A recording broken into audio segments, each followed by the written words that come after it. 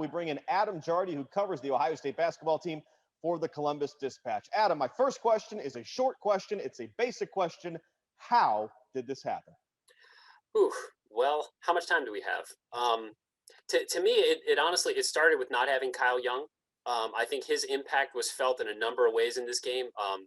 His defensive versatility would have really helped when they were trying to guard some of Oral Roberts' bigs, especially the one guy that went off for 30. I think not having him at that end was a big hindrance to Ohio State. And then with his absence at the offensive end, you had some other guys dealing with some injuries and some guys that just don't really do much offensively. And that really allowed the Golden Eagles to sag off of Dwayne Washington and C.J. Walker and E.J. Liddell and just make life harder on them. And so to me, that's like the one thing where I think it all starts. It's just the overall absence of a Kyle Young.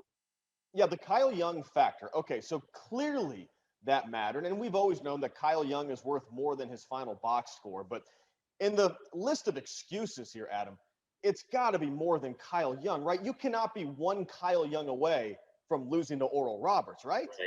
Right, yeah. And then you start going down the stat sheet and you start looking. This is a team that shoots like 75% from the line, went 9 of 18 from the free throw line in this game.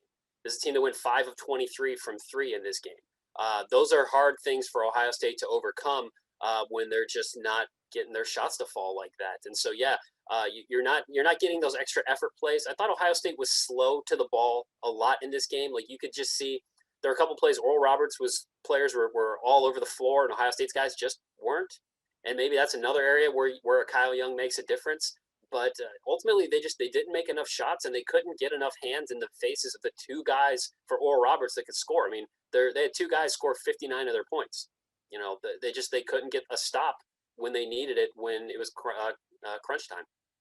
I think in the NCAA tournament, we look at the seeds and we tend to make some upsets bigger than they are. 15 over 2 feels huge, and I get that. But Adam, should we have seen this coming on some level? Because we saw Ohio State play like a top 5 team, and we saw them play like the type of team who loses to Oral Roberts. Should we have seen this coming from a mile away?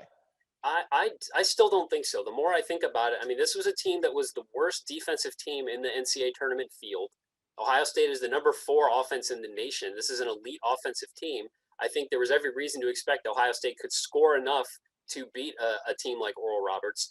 And I just thought that, you know, they had some hiccups this season, and you really got the sense down the stretch that no lead was safe. They made that evident in the Big Ten tournament. But this was a team that they should have won, or they should have beaten. And like you said, a 2 seed, a 15 seed, this is only the 9th time this has ever happened. So and when you factor in the one, you know, UMBC beating Virginia a couple years ago, this is one of the 10 biggest upsets in the history of the NCAA tournament. So no matter how we, you know, sit back and look at it now, I don't think we should have been able to see this coming because Ohio State played elite basketball for such long stretches of the season. This was a loss that just felt out of the realm of possibilities to me. How do we explain Dwayne Washington Jr. going from a world beater in the Big Ten tournament to 7 of 21, 3 for 12 from behind the line, 85% foul shooter who misses 2 huge free throws. He misses a shot that could have won it, a shot that could have tied it. I mean, how do you explain that effort from Dwayne Washington? Yeah, that was a tough night for Dwayne. And it's so weird that it started off, he hit his first 4 shots. I mean, you're sitting there, Ohio State was up 17-12. They had scored on 7 of 8 possessions, and Dwayne had 11 points. And the rest of the game, he goes 3 of 17 from the floor. And I thought he got some good looks that didn't fall. He did force some shots because Dwayne's going to do that. But, like, the 3 that he had at the end of overtime that could have sent it to the second overtime, like, I feel like Dwayne makes that shot, like, 8 out of 10 times. Like, he got some good looks that just didn't fall. And I guess, I mean, you're going to have nights like that where it just doesn't happen. That's the strength of this team this year has been when that happens, you know, a Justice Sueing chips in, a Kyle Young chips in, a C.J. Walker chips in, Seth Towns chips in. They just didn't get enough production across the board to make up for a cold shooting night from Dwayne. How do we look at Chris Holtmann? Because on the one hand, he has raised his own expectations to the point now that people are upset with him for not making it to the second weekend of the tournament. So do we look at Chris Holtmann as a guy who still gets more out of his talent than most, or do you start looking, as some fans are, as, you know, he better get them to the second weekend at some point? Well, it's a troubling loss, and I'm still kind of formulating my opinion on this because when you look at what he's done in his 4 years now at Ohio State, first year, I mean, no one expected them to do anything. They get the tournament, they win a game. That's overachieving. Second year, that team was flawed. That team struggled to make it into the tournament, but it got in and it won a game as an upset. That's an overachievement. Last year, I think they probably had a deep run in them. They were far more balanced than this year's team, but we'll never know. And now this year, I mean, this feels like a step backward because this was a team that was elite for large stretches of the season and had a historically prolific offense, and it doesn't advance out of the first round. And like we said earlier, one of the 10 biggest upsets in NCAA tournament history. That's tough, and that I think forces that's a type of loss that it makes next year really, really important because you want to see progress. And this team seemed poised for progress, and it missed on that opportunity. I thought if Ohio State lost this game, it would be because Oral Roberts went nuts behind the three-point line. Everything fell. They didn't even shoot it that well, Adam. So I'm going to ask a basic question. I don't like asking it. Was this a choke from Ohio State's standpoint? Well, I hesitate to use that word, but the one player that was made available post-game, CJ Walker, was asked something to the effect of, was Ohio State overlooking Oral Roberts? You're coming off that incredible run in the Big Ten tournament, which I don't think can be overlooked. That was an unbelievable stretch of basketball that this team played. And you're coming off playing Illinois to the buzzer in overtime, and then you're a 2 seed playing a 15 seed Oral Roberts. Were you overlooking this team? And CJ basically kind of said yes, that he felt like maybe guys just weren't where they needed to be mentally in order for this game to go the way that it should. They get out to the 17-12 lead, and then they hold Oral Roberts and misses 14 of his next 15 shots, and they don't build the lead from there. That's where you expect a team like this to flex its muscle and build that distance that it's going to need to win a game. They just didn't have it. They didn't have the right juice. They didn't have the right energy.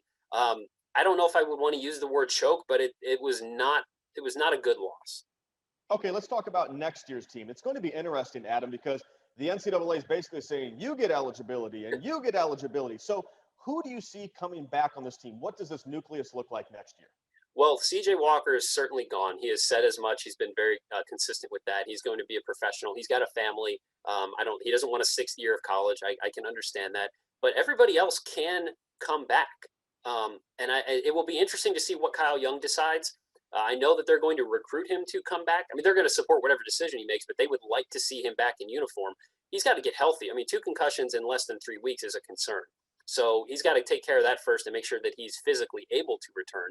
And I've not heard that he's not, but that's obviously a big concern. But then, I mean, you go down the roster and this entire team could be back.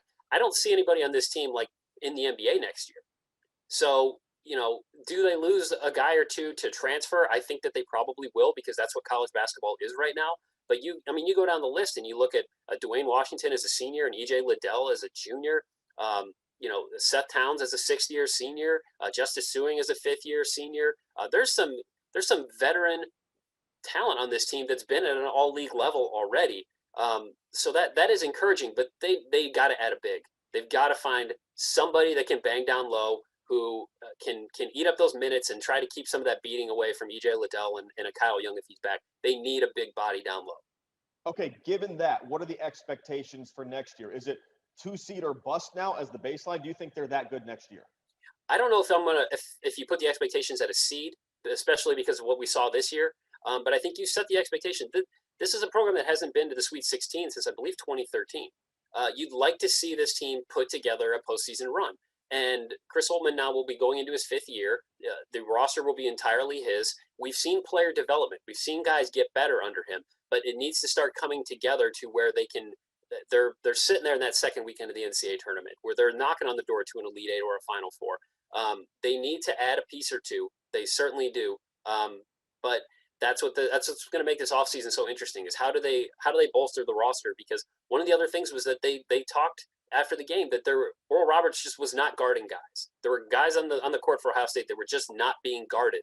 And that's a problem. That's a concern. You need more weapons on the court. There are some already signed that will be here next season. Malachi Branham is going to be a big player for them, but they need to add a little bit more offensive consistency, which is a crazy thing to say about a team that finished 4th in the nation in offense.